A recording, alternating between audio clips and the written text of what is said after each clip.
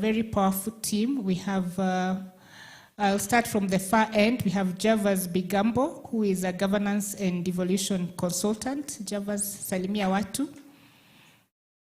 By hand, okay, before the mic gets to you.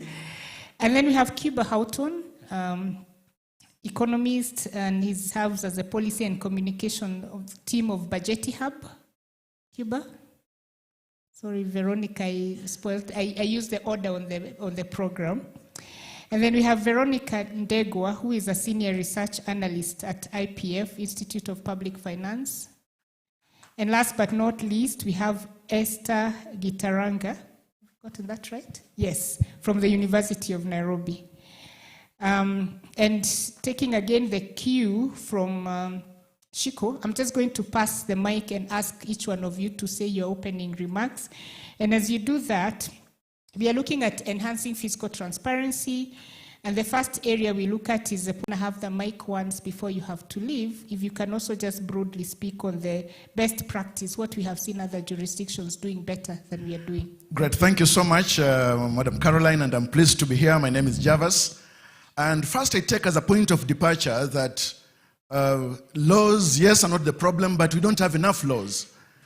And on issues of managing debt issues, debt audit issues in this country, and when you look at where we've come since independence to where we are today, I would like to say this. First, that accountability is the steel backbone of good governance, and we have not even done enough to enhance it in this country.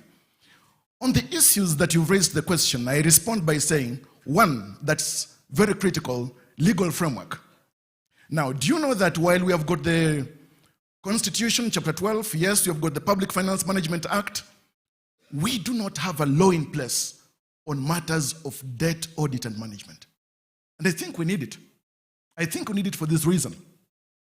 One, do you know that as we sit here in this room gathered, none of us can put a finger to the exactitude of the debt and the loans taken by this country with at least certainty in terms of we as institutions gathered, civil society, in terms of carrying out audit. Secondly, when it comes to bilateral agreements that have been signed by the government in the name of the people, do you know that we have never even audited those bilateral agreements, loans and projects that have been financed, and even to know how much money has gone to the implementation?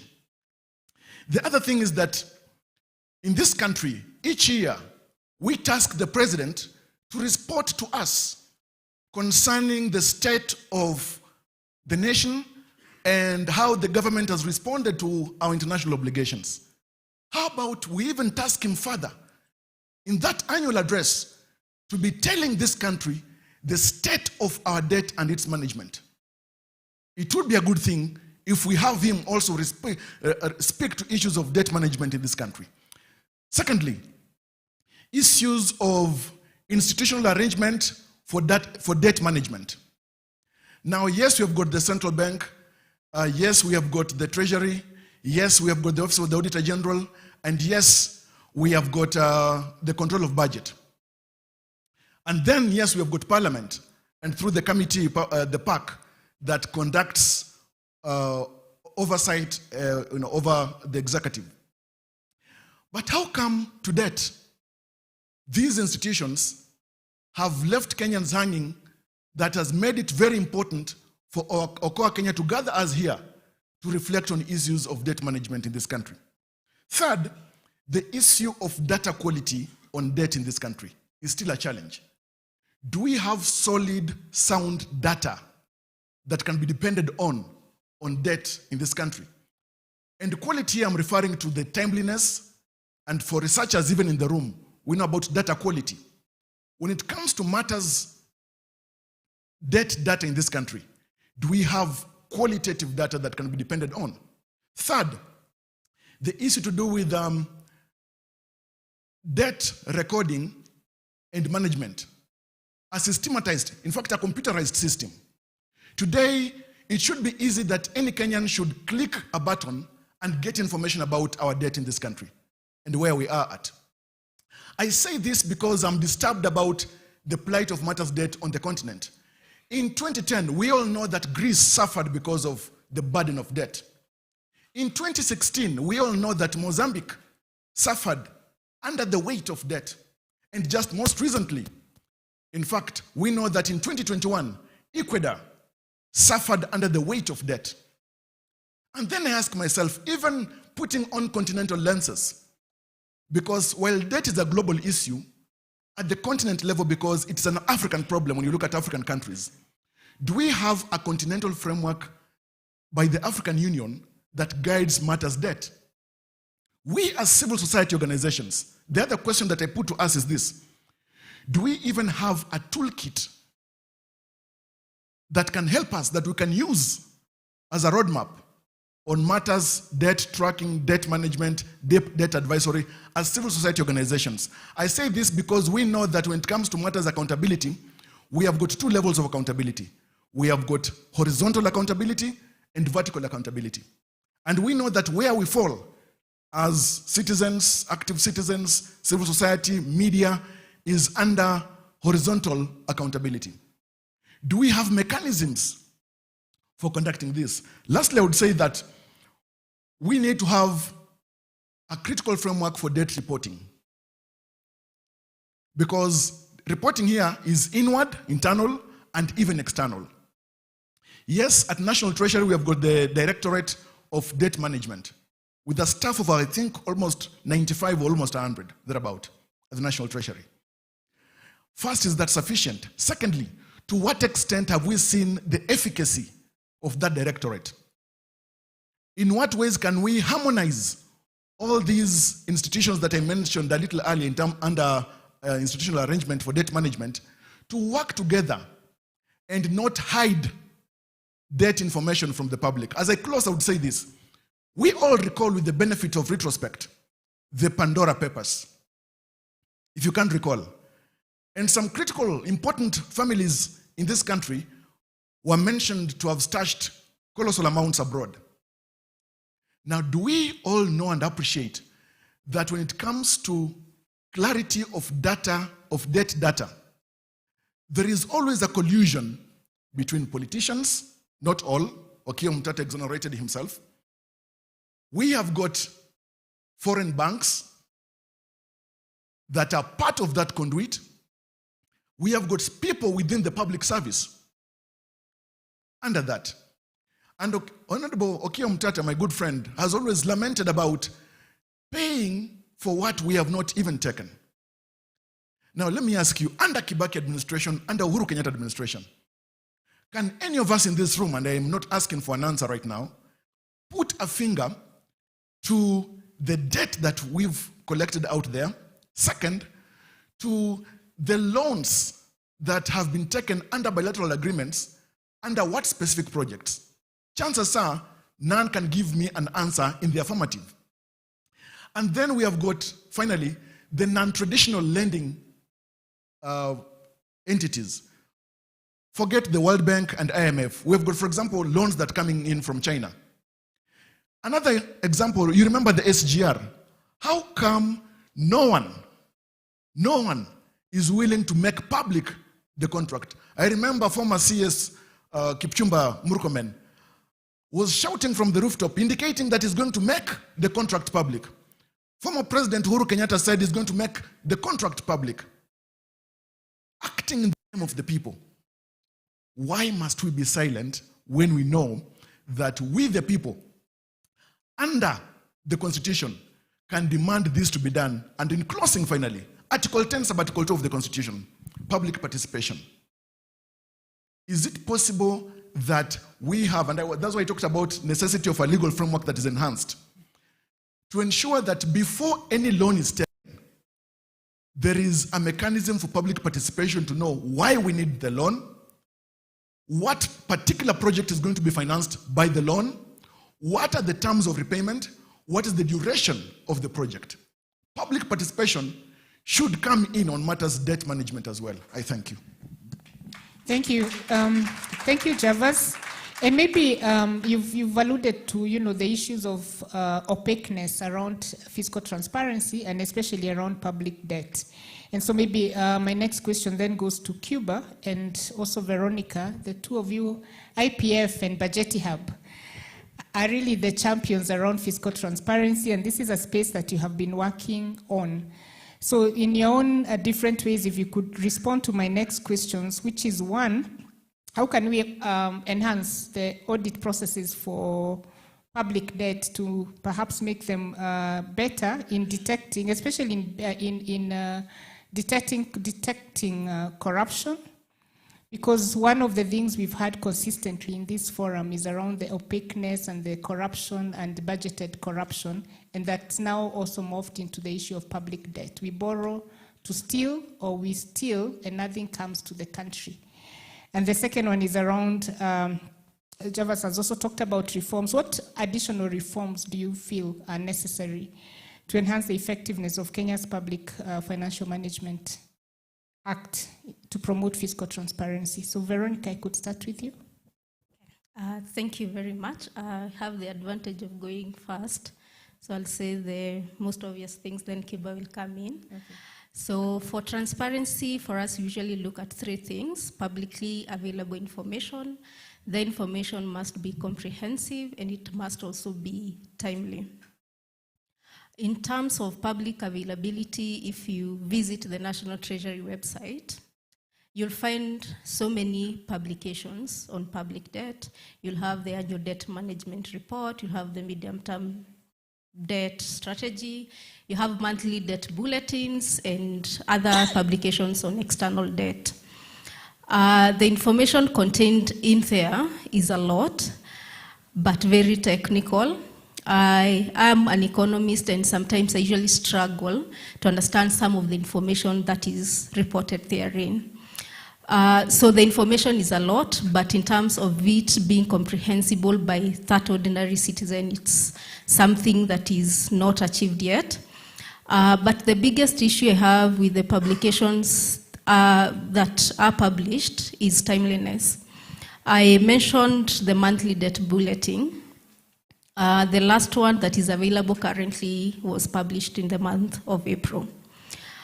We have other publications that will contain scanty information about public debt. For example, the Exchequer Issues will report something on debt.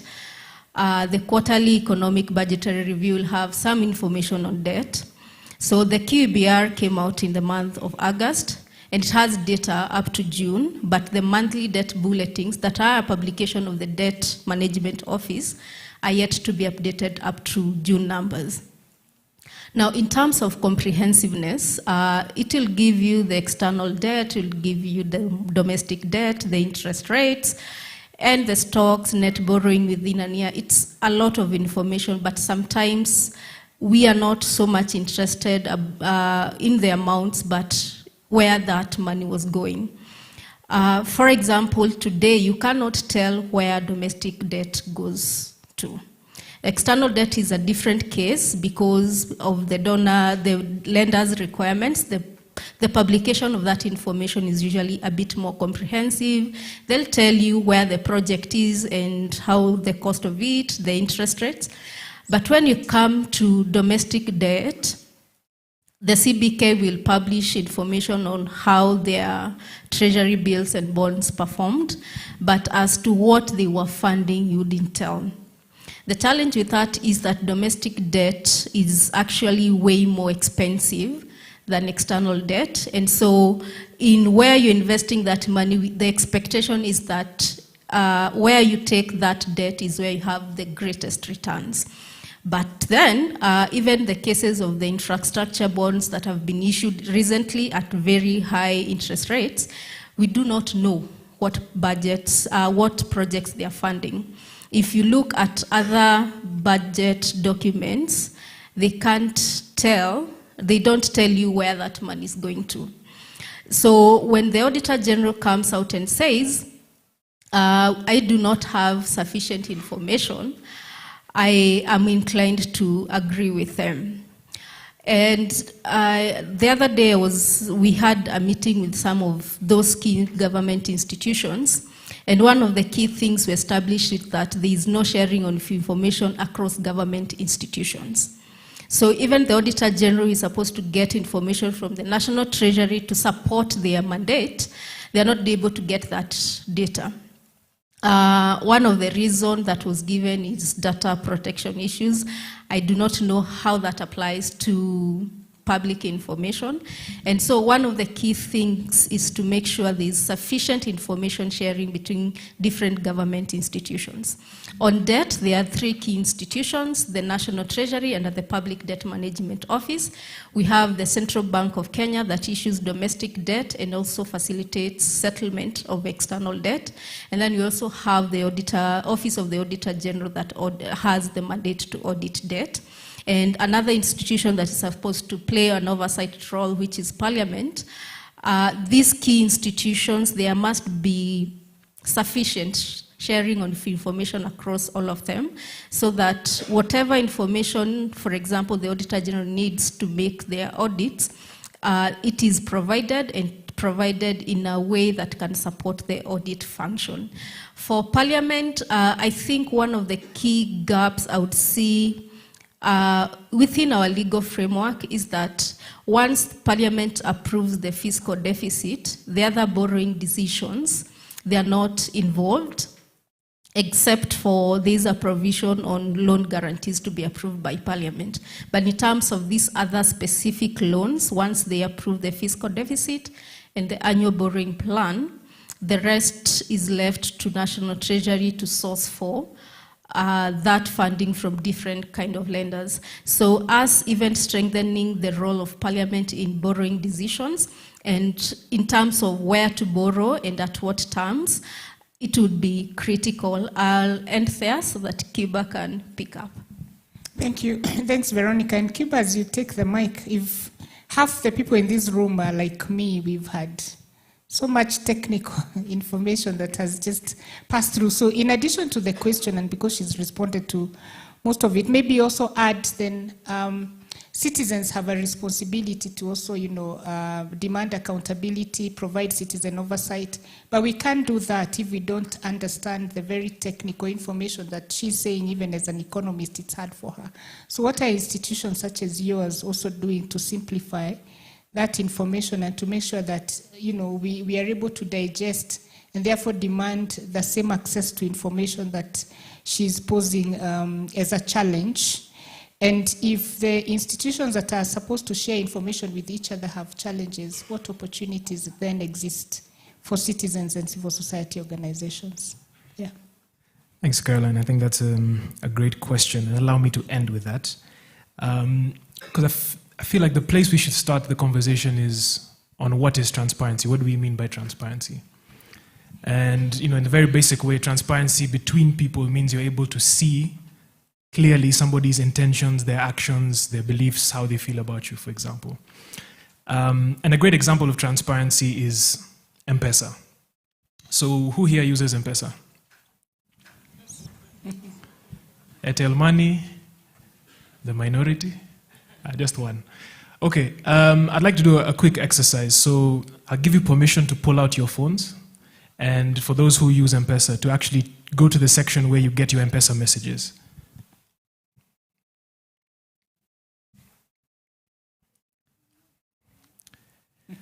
So M-Pesa messages are quite useful because they give you a lot of real-time information on what Safaricom does with your money. So the first thing you see, depending on what your most recent activity was, is the amount, whatever it was. You can see mine is for bundles. What had happened to that amount? So was it sent, was it received, was it withdrawn? Where did it go? So mine was to Safaricom. And then finally, close to the bottom, you have that section for M-Pesa balance. If yours is like mine, sema woi. Okay, so. And that's really important because that's essentially what transparency is with private finance. That's why you trust Safaricom to take your money, and when you send to someone, that someone will receive, or that when you go to an agent, that money will actually be withdrawn. And the agent can also trust that Safaricom will actually then give them their money, right? There's a trust system, and the banking system works the same. And so fiscal transparency is essentially that, but with public money, right? So it's being able to see, yes, our taxes are taken, but how are they being collected? How are they being spent? What are they being spent on? Who are they being spent on? Where are they being spent, right? And so by answering those questions, then we get closer to what we call fiscal transparency. So who here knows what the government's M-Pesa balance is? Anyone? Fuliza balance. And that's a good point, because it raises a question of, okay, we collect tax, obviously, we all pay tax here. I think we established that yesterday. But what exactly is that tax doing? How is it being collected? If we are collecting tax, why is it that we have to borrow? And of course, the simple answer for that is that we don't collect enough in order to fund our budget. So I think also just to address a few of the points made by Javas and Veronica. So there is information that we have on public debt. So Kenya is not starting from zero. If you go to the National Treasury website, treasury.go.ke, if you still have your phone out, you can actually go and check the certain information on public debt. So like Veronica mentioned, the monthly debt bulletins. We can talk about the quality of that information, so whether that information is available on time, whether it has all the information that we want, but we are not starting from scratch. So for example, the current debt stock, I think we've been told about yesterday, was about 11 trillion. If you divide that by about 56 million Kenyans, that's roughly 200,000, 196,000 per Kenyan, right? So that's what the debt burden is. That's how much you owe as a Kenyan in that sense. So we do have some information on public debt, but I think what Kenyans have been asking for and what we need more clarity on is the fidelity, right? When we talk about the reforms that are needed, to your question, one is generally just improved transparency that enables meaningful public participation. It's very difficult to hold a public participation on matters public debt when most of us don't even know how much we owe, or even what that money has actually gone towards spending. And so transparency is the first step, but also having meaningful public participation. And there's certain principles that public participation needs to have in Kenya, as the courts have recently told us, that lead to Kenyans feeling like their needs and aspirations are actually realized in our budgets, right? So, for example, there's principles of openness, principles of who is selected for public participation, who should be in the room, how should the sessions be facilitated? Should it be that, the way it's done now in some counties where somebody comes and says, hey, we have 500 million for projects in your county. How do you want them to be distributed? And that's happening in maybe 6 wards. And so everyone has a conflicting answer. And at the end of the day, what happens is that perhaps that public participation is not meaningful, because at the end of the day, somebody else decides what projects they are. So there is a lot of reform that needs to be done, not only with public debt and transparency, but also how our views end up at the decision-making table. Which brings me to another important point, which is on oversight. And this is oversight on public debt management. And it also touches on your question of strengthening auditing processes, because as much as we do not have a law on auditing public debt, the law provides that the Auditor General has the mandate of auditing public debt. And after the formation of the debt committee and then the court case that followed, the Auditor General actually published 5-6 reports about public debt overnight. So one day we woke up, I think it was on a Tuesday, and there was suddenly all this information on public debt. And if you go to the Auditor General's website, oag.go.ke, you can find those reports. But audit reports are meant to raise the issues and perhaps have recommendations. But the implementation of those issues and recommendations, or addressing of those issues, is actually done by Parliament and by county assemblies as well. So Parliament, and the National Assembly and also Senate have such a key role, right? So the question you can ask yourself, so what if we do this audit of public debt? Let's say tomorrow we bring all our brightest minds across from Kenya, including some of us who are here in the room, and we do an audit of public debt, and we find the bad things that we want to find. What happens next? Right? Are there mechanisms through which those things that we find will actually be implemented? And again, to a large extent, the buck stops with Parliament. And so all these audit reports that we see, the county reports that was mentioned for Busia, especially for national government agencies and ministries, departments and agencies or MDAs, a lot of them are supposed to end up at Parliament and they're supposed to be addressed. And so that is a big part of the reforms. And I guess maybe I can close on the fact that since we discovered this public debt problem, and a lot of other governance problems in Kenya, there have been a number of ideas, right? Different kind of accounting systems, whether it's cash or accrual. We have, for example, the audit of public debt. We have a pending bills verification committee. We have all these different reforms, and these really great ideas that we, as actors in this space, we've been calling for a long, long time, right?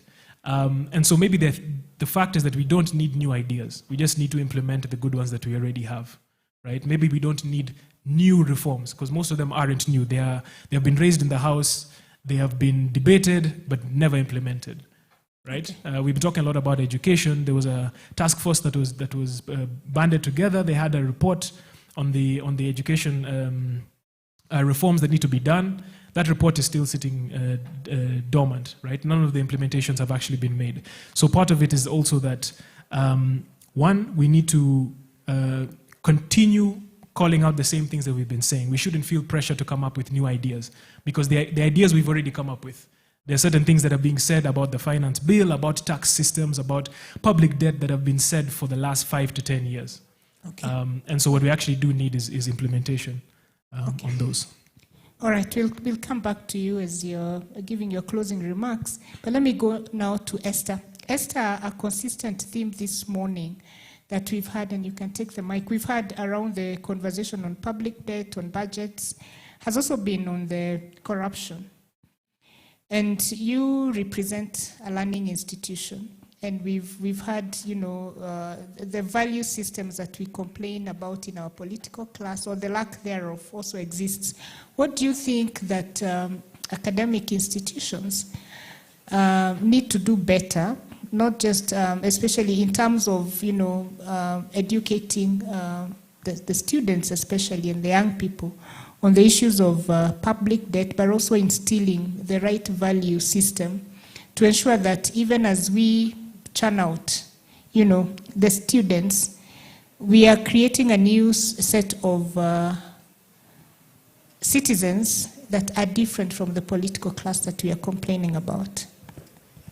Thank you for this opportunity, and I can see a lot of my fellow comrades here. Comrades power! Power. Comrades power!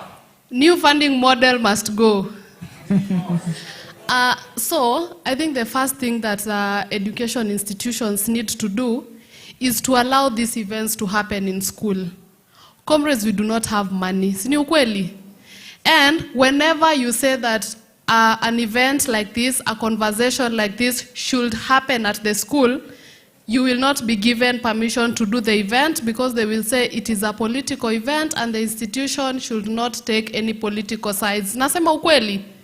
So that is the first thing. They should allow these conversations to happen. We shouldn't have to wait for all other institutions to do their due diligence, and we, with all the brains that are in university, have no opportunity to actually exploit them.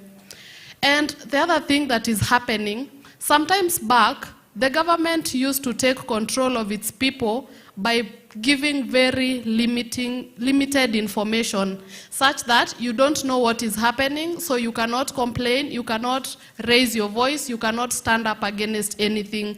But currently what is happening, they are releasing excess information, such that by the time you verify which one is true and which one is not, time is up for you to take any action. You realize that there has been a very big political awakening, especially among the young people. But then, there is not enough information on what you're supposed to do. If you go to TikTok right now, you will find the Vampire Diaries, you will find a lot of people calling out the government, and they're actually seeing the gaps that are there, right? But then, after exposing the government, after saying that this project was given money and it did not happen, what next?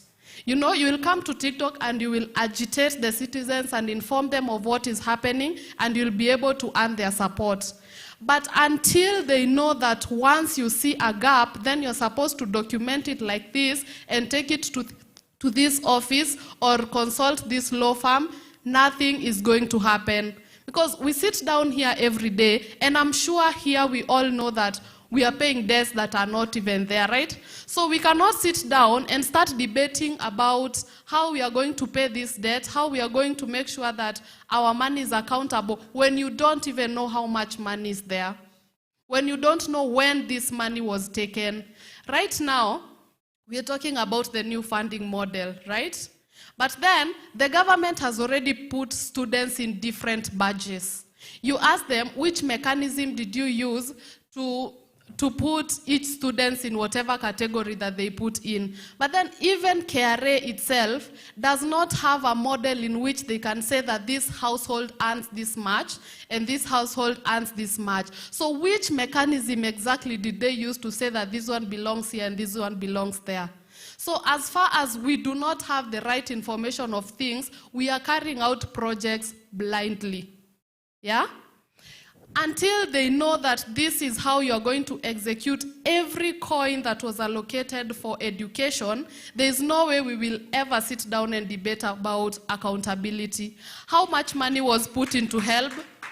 We don't know ni pesa ngapi iko kwa HELB, sindio? When it comes to scholarship, it is being distributed, but how much is the total amount that is supposed to go to scholarship? We do not know. We will keep saying that the model is bad, that people have been placed in the wrong batches, but then if we don't know how much is supposed to be allocated overall, there is no way we are going to talk about accountability, right? So we need all the information, and not just information, the right information. When we sit down in a country where the Chief Justice is complaining about corruption, about justice, do we really have a country there? That you who is at the helm of the justice system, you yourself cannot access justice. We are at a very dangerous point as a country, and if we do not do things the right way, we are going to sink within a short period. And I would urge all of us. Right now, there is a lot of political activism spirit in all of us. So let us take advantage of it. We were supposed to go to State House on the very day that we entered Parliament, but we did not take advantage of that chance maximally, so we did not effect the full change of Ruto must go, right? So right now, again, if we waste this energy that is among our people, if we waste the spirit, if we waste the vigilance, we are going to need another 20 years before again we bring back this spirit. So let us use the time. The time is now, and now, today. So all of us, let us stand up, let us do the right thing. Contribute where you can. That if a TikToker has a following of informing the people what is going on, you as a civil society person knows where to take that information. And the other person who is a legal officer knows how to document these things in a way that they can be taken to court and the process is done properly, right? So let us all contribute, let us all collaborate. Without all of us, we are not going to effect change. Thank you. Thank you. A big clap for her. Walk the talk. Collaborate, take action. And at this point, I'm going to open the floor for questions. In the interest of time, because I see it's already past 2, we're only going to take one question per space. So those are 4 questions. Unless one center is willing to sacrifice its question. And I see the first hand over there, the person in a black shirt. Yes, you.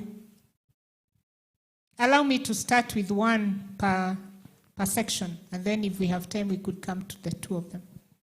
And if possible, please indicate who should respond to your question.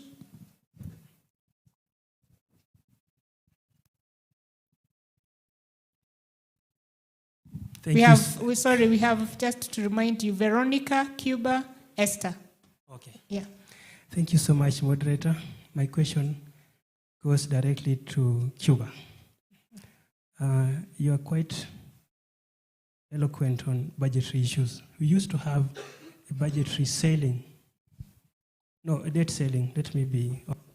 It was a debt ceiling. Right now, we are told our debt is 11 trillion. So once we breach the ceiling, how can the economy sustain itself in the long run? Thank you. Thank you. This section, yes. Again, the gentleman in black at the front. The next one, I'll give it to a lady. If there's a lady with a question here, I'll give you priority. Hello, my name is Jeremy. I work with Happening Nuts organization. I don't know if you guys have ever heard of that. My question is not really a question, really it's a comment rather.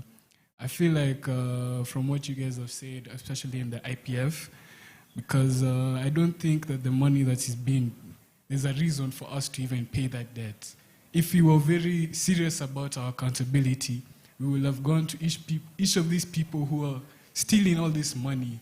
For example, there are people, this governor, I don't know, it's called Obado or something like that.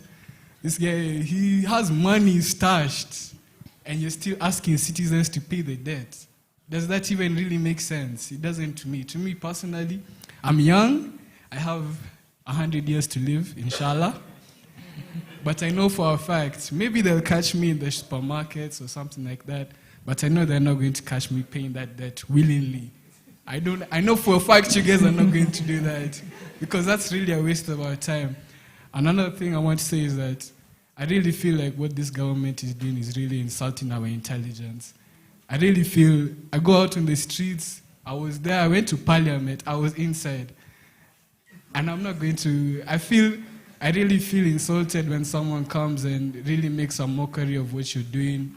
The government is not taking you seriously, it's not looking at what you're doing as a serious thing, and then they come and talk to you and someone else is also, they're complicit, they're just really doing some dumb things. And we're in university, we've been there, and I really feel that it's really insulting our intelligence. You're wasting our time. We could be doing so many other things with this time. Thank you. Thank you. So this space, I see you at the back.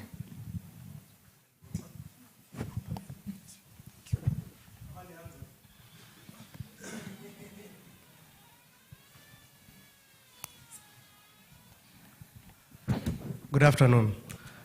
I'm Edwin Ndeda. I'm a young person with a physical disability na navumilia sana kwa Mkenya. Madam, you really spoke something that really touched me about the information that is available. There is something in politics, or what is commonly known as propaganda, the spread of fake news.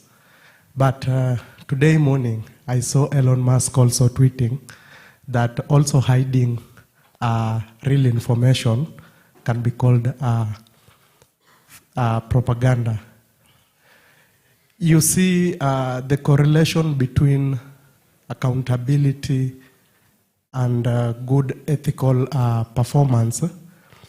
I really notice a lot of gap, and especially with those bodies that are directly established to help us not go that direction. My particular concern is drawn to the ESCC, and to me, I feel that this is one of those institutions that has really failed us as Kenyans. My brother there really spoke about how much amount of money that people go walking around with, yet we know some of this money came from our pockets. And here we have the CEO of this commission trying to sanitize them. I don't know in which manner, but a manner that feels like the efforts we put as Kenyans is really not realized. So my question to all the panelists there is,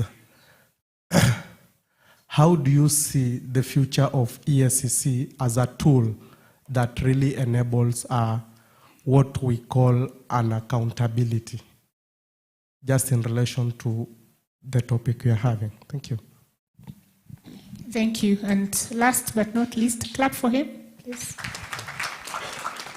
At the back there, I was really hoping to also take a question from a lady. the back there.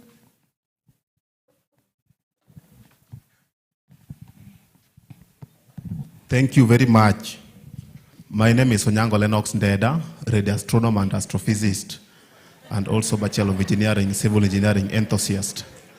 That is Civil Engineering and Seismic Focus Engineering. My question is going to be directed towards Cuba, given now that you are the most conspicuous member of the Tetragon.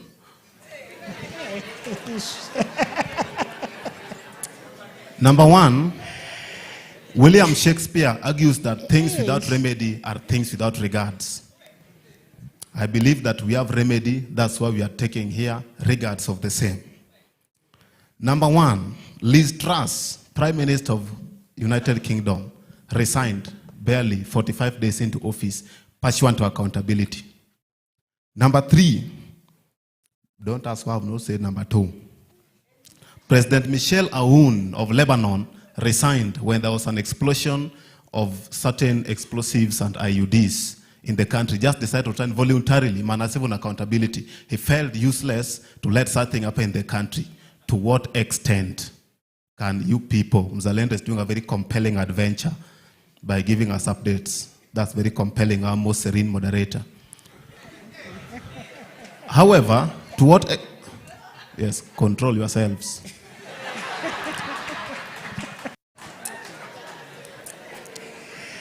Okay, so, order. Yes, please proceed. Thank you. Yeah, please proceed. So, illustrious Cuba, please tell us to what extent of fiscal accountability can be achieved, because Liz Truss is told barely 0.3% of tax decrease promises. Here in the country, we are given a promise of a budget cut of 700 billion. The next time, it is increased by over 500 billion. We are just living on, we're just moving on. That is the interrogation. Otherwise, the changes also that Our Lady Gitaranga there has been dispensing orthogonally is this.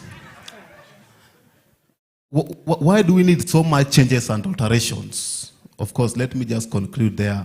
William Shakespeare will still tell you in this book, The Hamlet, when Polonius said to his son Latis that whatever is advanced may not be new, and whatever is new may not be advanced. Thank you.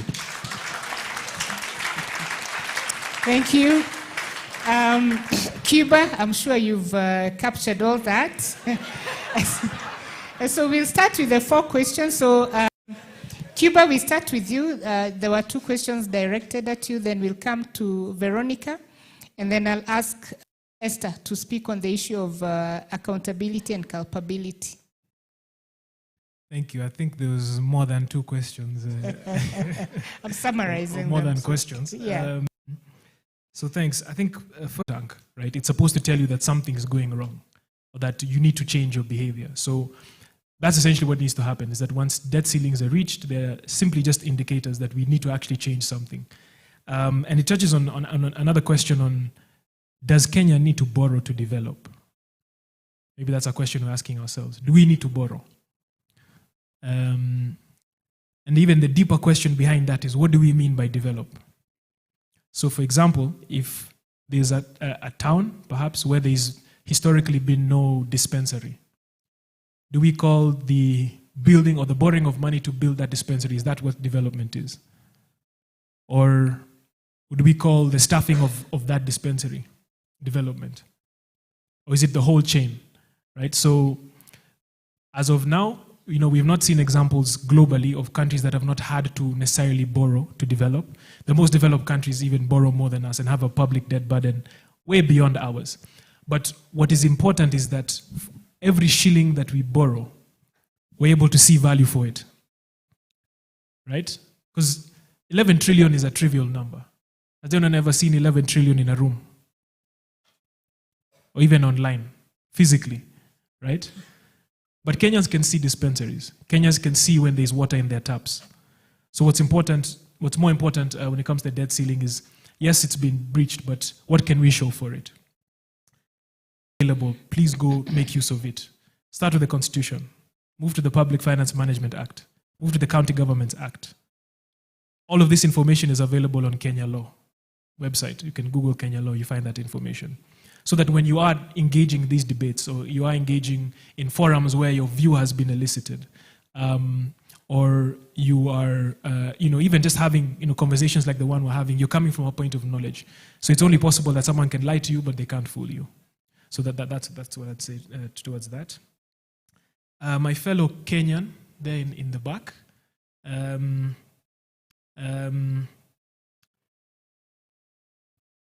I'd say corruption and poor debt management, as much as it is a technical thing, corruption can be very sophisticated. It's also a culture. Fast track the development of a hydropower dam. These are things that are standing there today.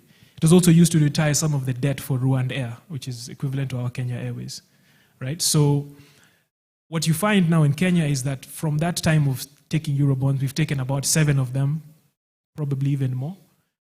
But the ones that we know of are 7. And so it's a culture of borrowing and there not being accountability for it. So of course, if no one made noise about the Eurobond before that audit by the Auditor General, maybe it would have just continued like that, right? Now everybody knows what a Eurobond is.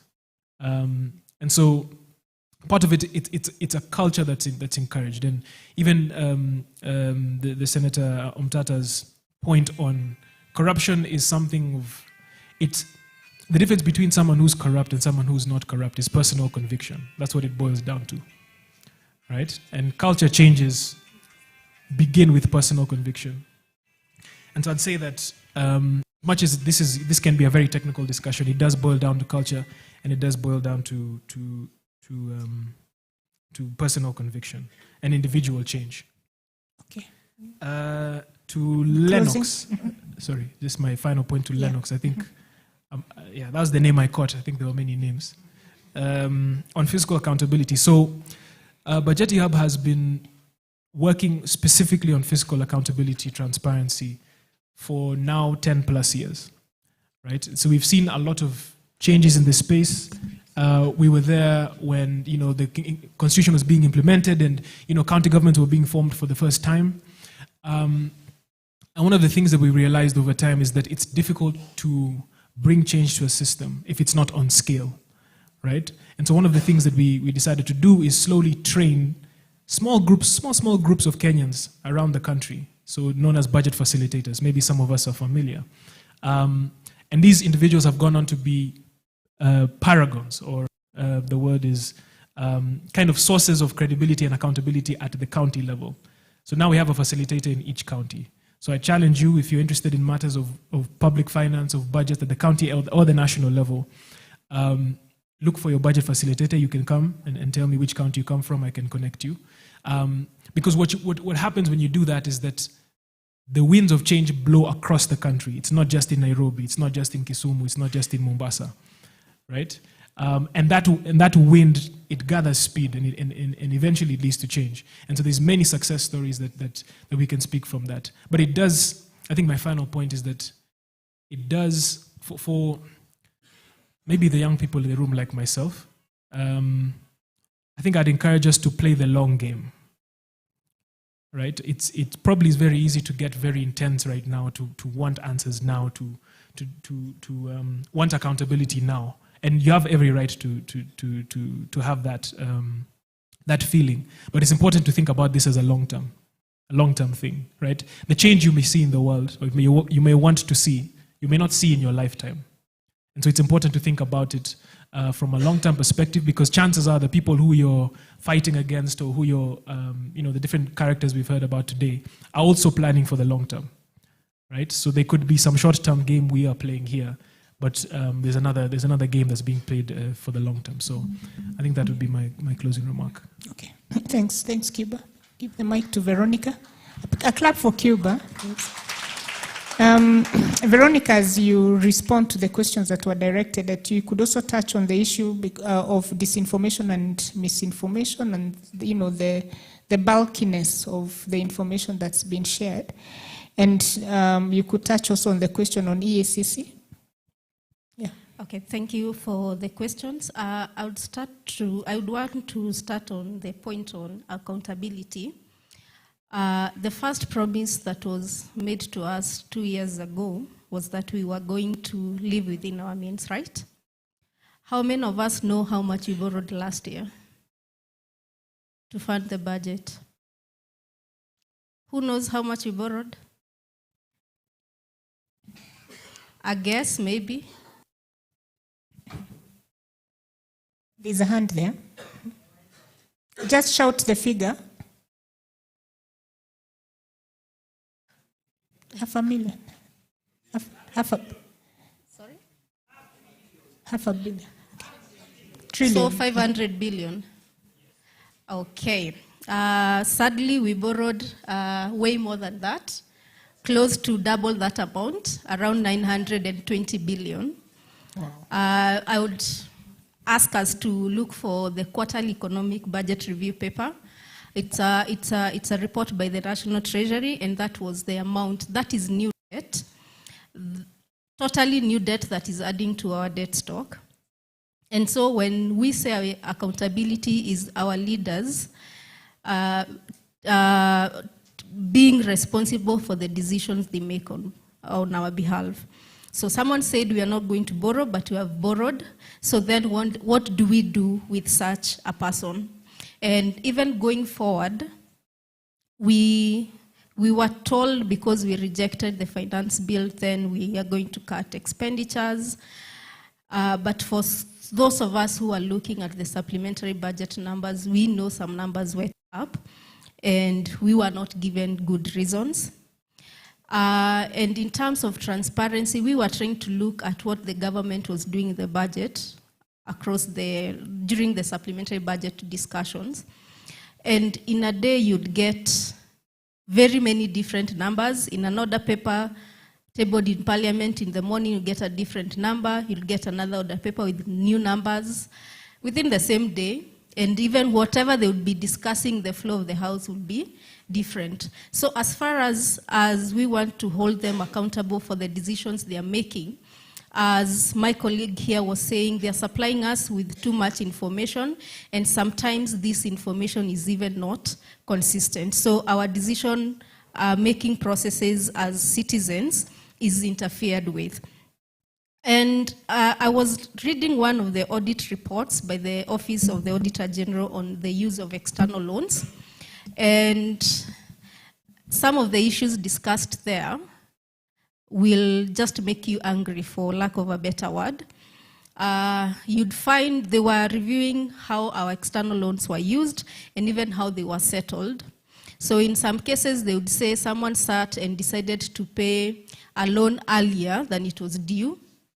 But then the same person who is supposed to handle settlement decided to pay a different loan late.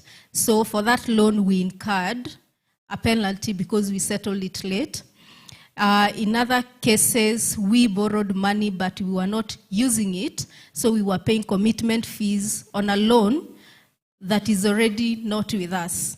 So before you even start implementing a project, you're already incurring costs as Kenyans.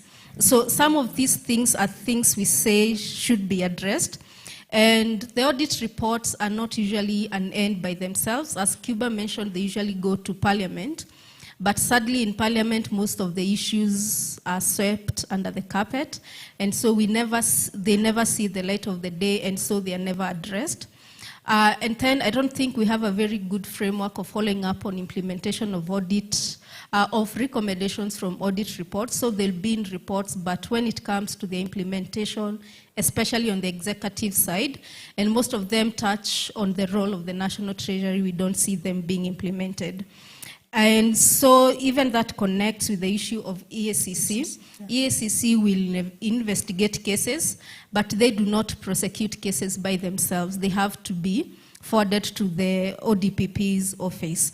And so at the end of the day, we see some of them being lost, some of them being withdrawn. And I think it's this lengthy process, and probably it is time we start thinking about what Okeya said this morning. Can we have EACC having prosecution power so that they handle these cases by themselves? I would like to share something I came across, and this is as a result of what the Gen Zs were doing around the finance bill. I was in Laikipia County last week, and one of the things they were doing at the time was the public participation around the annual development plan. In addition to the normal physical sittings that are usually more of a formality than meaningful participation, they were holding Twitter spaces, and each department would be scheduled for a Twitter space every day. So whatever the Gen Zs, I am a millennial, but I call myself a friend of Gen Zs, we would urge you to continue putting the pressure so that these governments we have, they are responsive to our needs and are accountable to us. Thank you. Thank you. Thank you, Veronica. Clap for Veronica, please. Esther, on accountability. Will we ever see a resignation, a Liz Truss moment in Kenya, a leader taking responsibility, or will it always be, I would rather die than resign? I think I'll just mention 3 things before I let people break for lunch. Number 1, I'll start with the cliche point about the leaders that we have in points. We need to get to a place where we reward positions based on competency and not political loyalty. Because that is somewhere that we are going very, very wrong. In case something happens, you're looking at who is closest to you, who do you owe the most. And when you give them that position, you are rewarding something. So they do not owe you anything, remember, okay? So at that point, your level of competency gets very low. And I am not opposed to the fact that you can be loyal and competent at the same time. But a lot of leaders who are in position right now, you guys tell me, nisikue ni mimi napeana propaganda. Do you think they were rewarded on the basis of competency or loyalty? Exactly. This is something that needs to come to an end, and we need to be questioning these things every day. Number 2 is shared responsibility. Again, we need to come off from a point of looking at things, alafu tunasema walai Zakayo watatuua, and then we stop at that.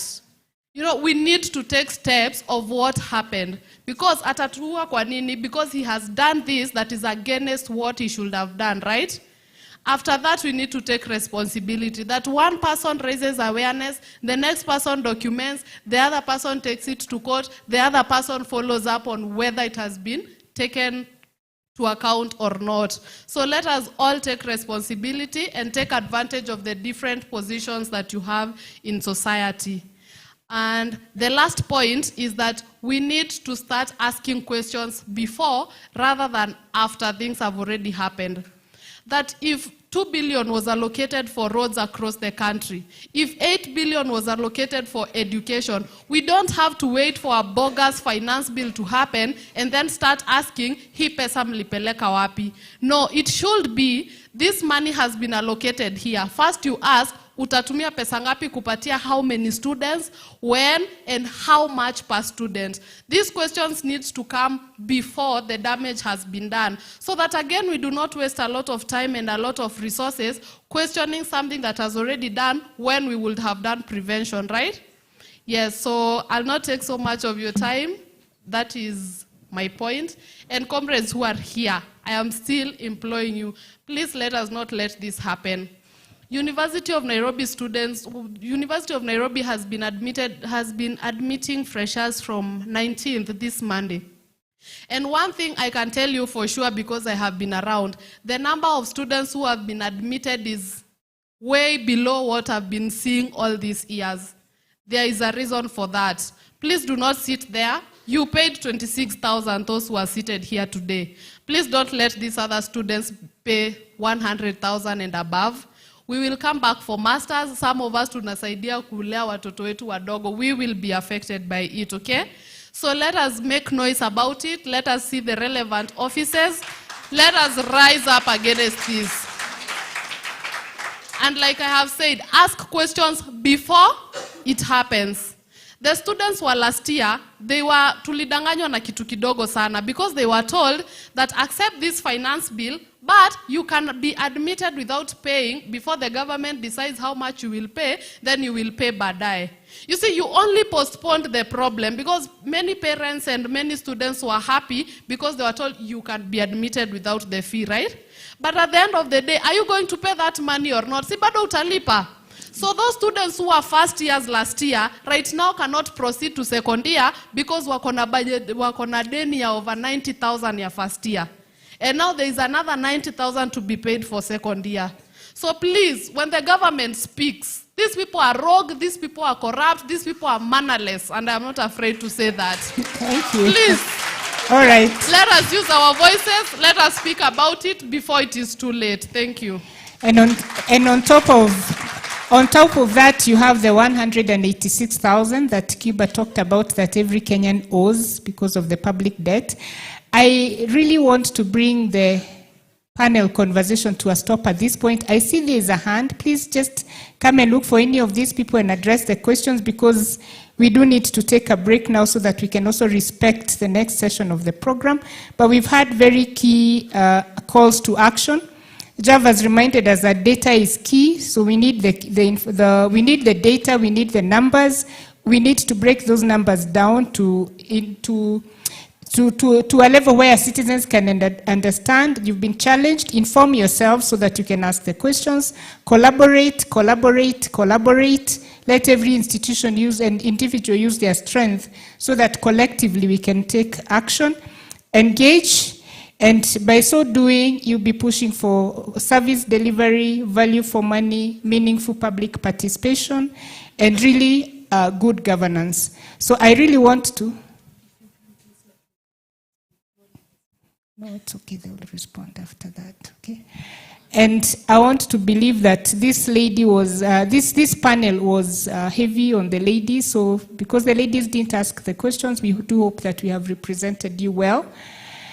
And lastly, I want to thank Esther, I want to thank Cuba, and I want to thank Veronica and Javas who had to leave for very powerful insights. The conversation continues, so I'll pass the mic, I think, to Sam to tell us the next steps, and we can continue from there. Thank you so much, and another big clap for my panelists. Thank you. And one clap to her as she has requested. Thank you very much for that wonderful session. You can get back to your seats. And as they sit, tumefeel inspired. Kuna mtu asubuhi alituambia tukimaliza leo twende maandamano. Mnakumbuka? Wangapi wako charged kwenda nje? Very few hands. And I believe kuna mwingine bado amebaki, nikae ndiye atakuwa ring leader wetu wa kwenda. But as we wind up the morning session that has taken quite some time, I believe all of us are listening and are hearing what is being said. We started our morning with speaking to why youth voices is quite important in this discussion. Jeremy has reminded us, and I think I really agree with what you're saying. There are times nilikuwa na watch TV, I ask myself kama mimi ndio mwenda wazimu ama wenye wanaongea ndio wenda wazimu. Because you've heard this narrative so many times to the point you're scared maybe it's me who's losing it. But then we want to remind you that you're not losing it. We are all not losing it at the end of the day. There is something within us that is telling us kuna mahali tunaenda which we shouldn't go. Cuba talked about the winds of change, and that sort of echoed what Fanyamambo said in the morning. He talked about do whatever thing you can do wherever you are.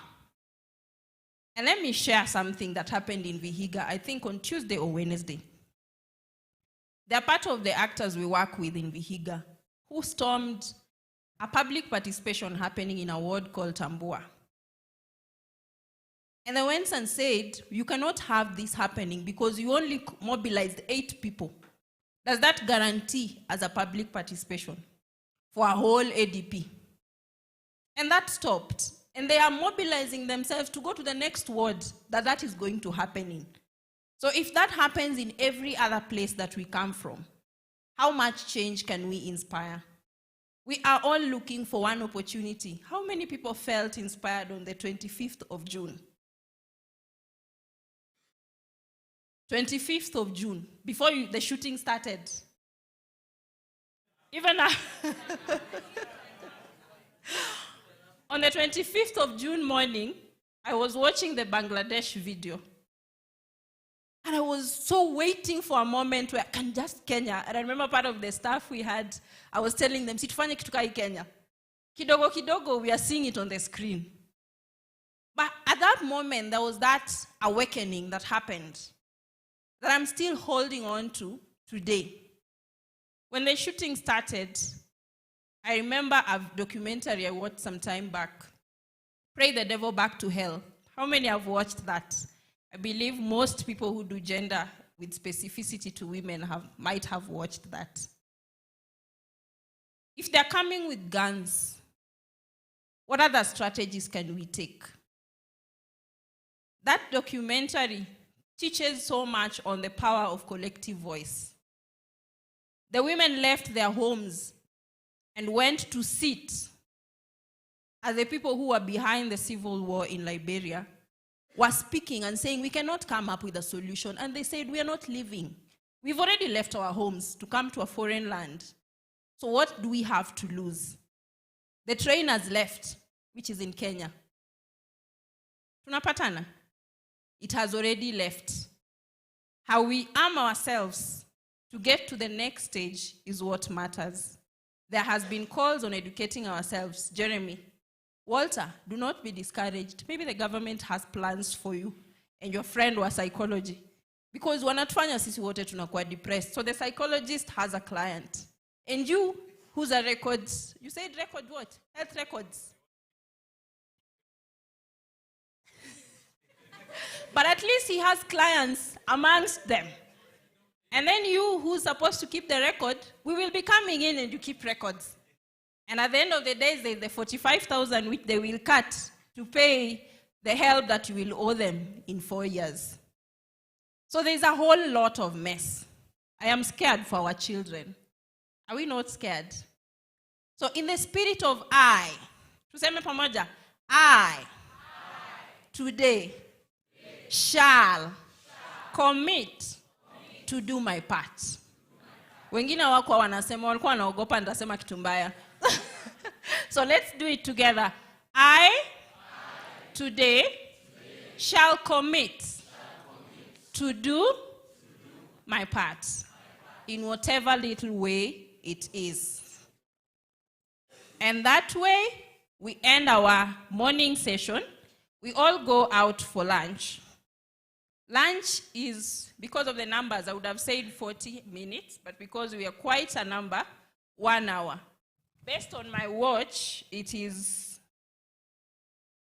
wow, 14:44. So that means we come back at 3:44. And I request, we are in an accountability conversation, right? Accountability inaanza na nani? Tuseme kwa sauti. Si mimi. Accountability inaanza na nani? Si. If you say si, it's no one. So accountability inaanza na nani? Wakati mimi nimemaliza, nibebane na jirani yangu nimwambie tumalize mkutano. Sawa sawa? Please enjoy your lunch. I do not know if there was a plan on meal cards.